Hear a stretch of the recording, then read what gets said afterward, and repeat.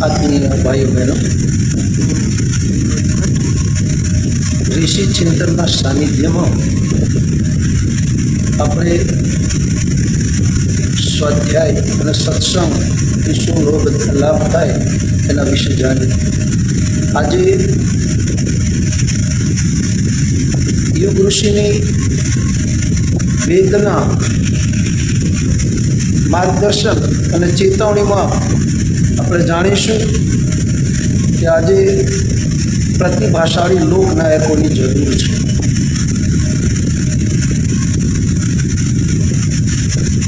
પરિવારથી લઈ સમાજ, દેશ, રાષ્ટ્ર અને દુનિયાની અંદર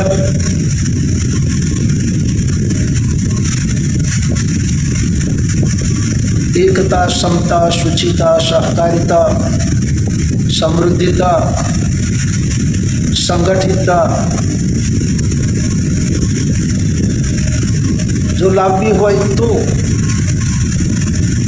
सफल नेतृत्वनी जरूर है। प्रतिभाशाળી લોકનાયકોની જરૂર છે।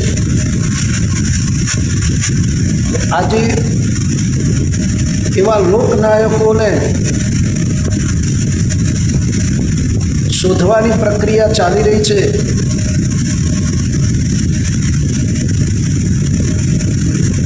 એના વિશે યુગ ઋષિની વેદના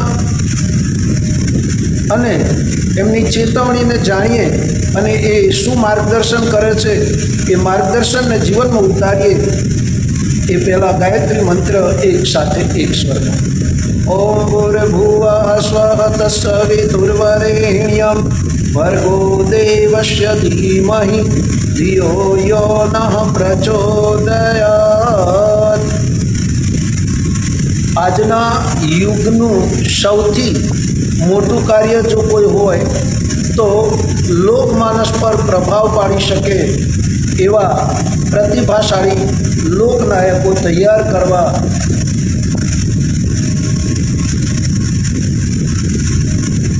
તેઓ જેટલા વધારે પ્રમાણમાં તૈયાર થશે એટલા જ પ્રમાણમાં લોકમાનસ ઉત્કૃષ્ટ બનતું જશે। એનાથી પ્રચલિત લોકમાનસ અને લોક પ્રવાહ બદલાશે। બરબાદી અને ધ્વંસમાં ખર્ચાતી શક્તિ જ્યારે સર્જનાત્મક કાર્યો કરવા લાગશે તો ખૂબ ઝડપથી સર્જનાત્મક પ્રવૃત્તિઓ પણ શરૂ થઈ જશે। દરેક માણસ જ્યારે ઉત્થાન વિશે વિચારશે, સત્કાર્યોમાં રત રહેશે તો અપેક્ષિત નવનિર્માણના અસંખ્ય આધાર આપોઆપ ઊભા થતા જશે। માણસની ઉત્પાદન શક્તિ અપાર છે, તેની પાસે સામર્થ્યની કોઈ કમી નથી, સાધનો પણ વિપુલ પ્રમાણમાં છે। આજે આ બધી જ શક્તિઓ બરબાદ થઈ રહી છે। તેમનો ઉપયોગ ઝઘડા તથા વિનાશ માટે થઈ રહ્યો છે। એના જ કારણે ચારે બાજુ ભયંકર સમસ્યાઓ સર્જાય છે। લોકમાનસના પ્રવાહને બદલી શકાય અને બરબાદી તથા વિનાશને વિકાસમાં બદલી નાખવામાં આવે તો ઉજ્જવળ ભવિષ્યના અવતરણમાં ઝાઝી વાર નહીં લાગે। લોકમાનસને તથા યુગ પ્રવાહને બદલી શકે એવી પ્રતિભાઓની આજે ખૂબ જ જરૂર છે। જો આવી વિભૂતિઓ મળી જાય અને તેઓ ભગીરથ જેવી તપ સાધના કરે તો નવયુગનો પતિત પાવન પ્રવાહ ગંગાની જેમ આ ધરતી પર અવશ્ય વહેવા લાગશે। આ યુગ ભગીરથો બીજે ક્યાંય નહીં મળે। વાનપ્રસ્થ પરંપરાને પુનર્જીવિત કરીને જ તેમને તૈયાર કરવા પડશે। ગૃહસ્થો રૂપી નરરત્નો આ જ રીતે મળી શકશે। એટલા જ માટે वेदमूर्ति तपोनिष्ठ पंडित श्री राम शर्मा आचार्य जी વારંવાર ચેતવણી આપે છે અને માર્ગદર્શન પણ આપતા રહ્યા છે. તેઓ જણાવે છે કે બેટા, આવનારો સમય અનેક ભયંકર વિભીષિકાઓથી ભરેલો આવી રહ્યો છે. ચારે બાજુ મહામારી, માનવ નરસંહાર,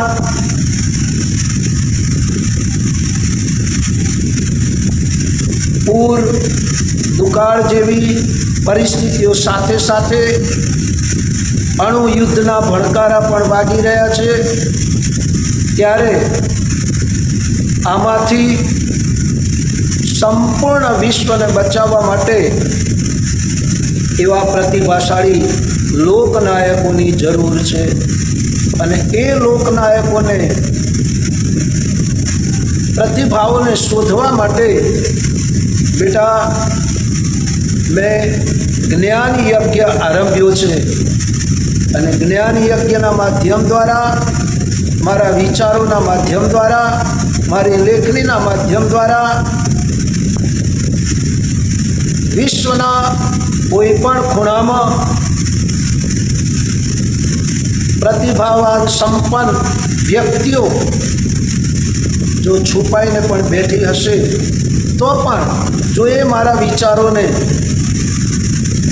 મારા સાહિત્યને મનન, ચિંતન અને પઠન કરશે તો બેટા મને વિશ્વાસ છે કે ક્યારે પણ ચૂપ નહીં બેસી રહે અને એમની અંદર રહેલી એ દિવ્ય શક્તિઓ, સાહસ, શૌર્ય, પરાક્રમ અને શ્રેષ્ઠ ચિંતન,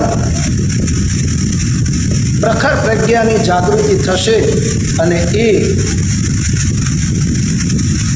લોક કલ્યાણ માટે, રાષ્ટ્ર કલ્યાણ માટે, વિશ્વ કલ્યાણ માટે એ ચોક્કસ પોતાની પ્રતિભા, પોતાનો સમય, પોતાનું સાધન, પોતાની સંપત્તિનો લોભ મોહ રાખ્યા વગર વિતૃષ્ણાથી મુક્ત, ઉત્તૃષ્ણાથી મુક્ત, દૂર રહી અને રાષ્ટ્રની સેવા કરી સાચા અર્થમાં રાષ્ટ્રભક્ત કહેવાશે, રાષ્ટ્ર સેવક કહેવાશે અને એના દ્વારા એમના જીવનમાં યશ, કીર્તિ, પદ, પ્રતિષ્ઠા પ્રાપ્ત થશે.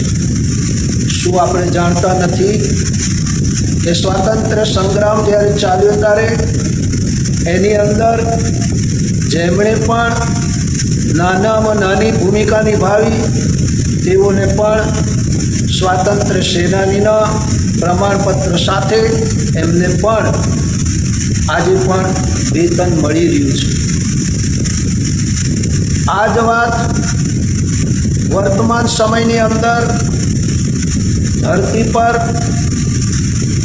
નવયુગનું આગમન, સતયુગી વાતાવરણ અને માનવીની અંદર રહેલી દિવ્ય શક્તિઓનું જાગરણ થવા જઈ રહ્યું છે અને ભારત વિશ્વનો સમ્રાટ બની, વિશ્વનો માર્ગદર્શક બની આર્થિક, સામાજિક, વૈજ્ઞાનિક, સાંસ્કૃતિક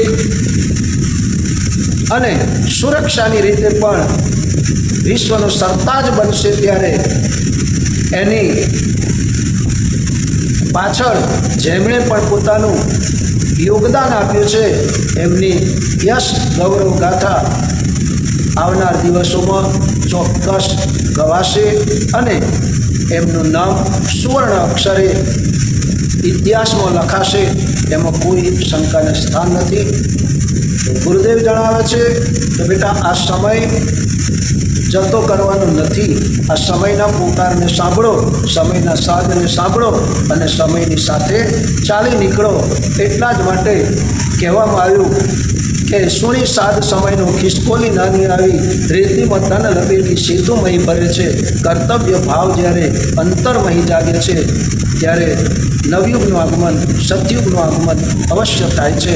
તો ભાઈઓ બહેનો, આ વિડીયો આપને ગમ્યો હશે તો આપના મિત્ર મંડળ સુધી પહોંચાડી અમારી ચેનલને સબસ્ક્રાઈબ કરજો, લાઈક કરજો, શેર કરો અને આપ અમારા વિડીયોને જોતા રહો એવા ભાવ સાથે ભારત માતા કી